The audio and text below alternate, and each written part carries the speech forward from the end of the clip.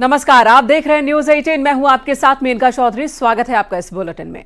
उत्तर प्रदेश में कभी भी 10 सीटों पर होने वाले उपचुनाव की तारीख आ सकती है, लेकिन उससे पहले एनडीए से लेकर इंडिया ब्लॉक तक सियासी गहमागहमी तेज हो चुकी है। मीटिंग सीट शेयरिंग को लेकर हो रही है, प्लानिंग की जा रही है और बात सहयोगियों तक पहुंच चुकी है। और ऐसे में बीजेपी, समाजवादी पार्टी और बीएसपी की कैसी तैयारी है अभी तक की, इस रिपोर्ट के जरिए आपको दिखाते हैं।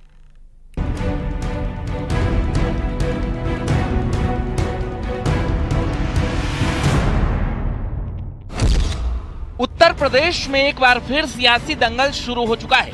सीएम योगी, अखिलेश यादव और मायावती एक बार फिर ताल ठोक रहे हैं उस चुनाव के लिए जिसे लिटमस टेस्ट माना जा रहा है 2027 के लिए। अब इस सत्ता के सेमीफाइनल में किसका दांव बेस्ट होगा, अब इसकी रणनीति बन रही है। सीट शेयरिंग पर मंथन चल रहा है और सहयोगियों से राय मशवरा किया जा रहा है। 10 सीटों पर होने वाले इस उपचुनाव में किसकी कैसी तैयारी है, कौन किस पर भारी है, इन सारी बातों को समझेंगे। लेकिन सबसे पहले बात तमाम साथियों की जो अब भी सीटों के इंतजार में हैं। बीजेपी 10 में 9 सीटों पर खुद चुनाव लड़ेगी, सिर्फ एक सीट आरएलडी के खाते में जाएगी। समाजवादी पार्टी करीब 6 से 7 सीटों पर चुनाव लड़ेगी।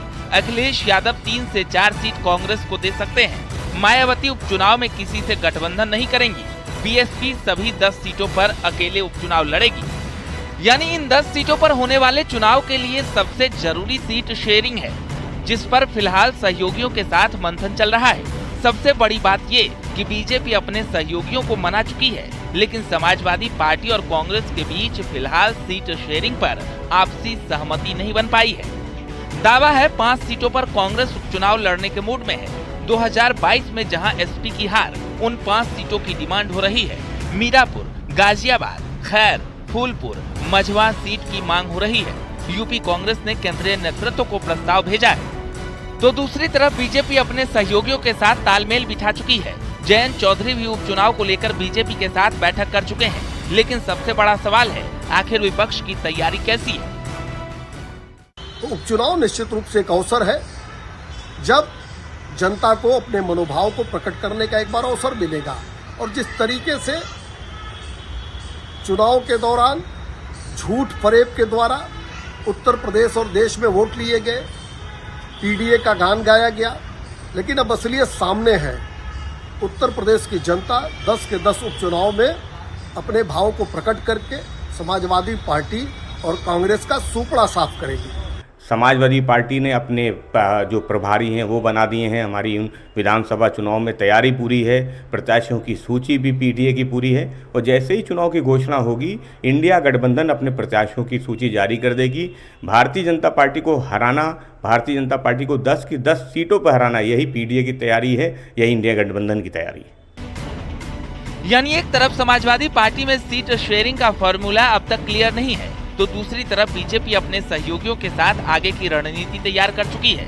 लेकिन सबकी नजर एक बार फिर मायावती के एकला चलो वाले फैसले पर जा टिकी है। आखिर मायावती के अकेले चुनाव लड़ने से किसका फायदा, किसका घाटा होने वाला है। फिलहाल उपचुनाव की राजनीति इसी के इर्द गिर्द घूम रही है। Bureau report, news 18।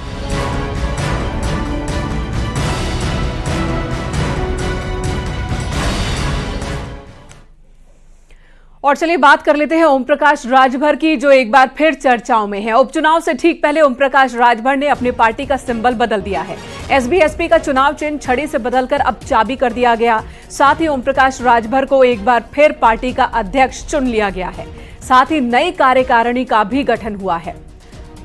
तो ओम प्रकाश राजभर की पार्टी का कह सकते हैं पूरा का पूरा बदलाव देखने को मिल रहा है। खास बात है कि चुनाव चिन्ह बदल गया है। छड़ी इससे पहले चुनाव का निशान था, लेकिन अब ये बदल चुका है, चाबी इसे कर दिया गया है। ओम प्रकाश राजभर ने बीते चुनाव के बाद कहा था कि हमारा जो सिंबल है छड़ी, उसकी वजह से मतदाताओं को कंफ्यूजन हो जाता है और वो हमें वोट न देकर मिलते जुलते सिंबल वाली दूसरी पार्टी को दे देते हैं। और अब चाबी चुनाव चिन्ह ओपी राजभर की पार्टी को।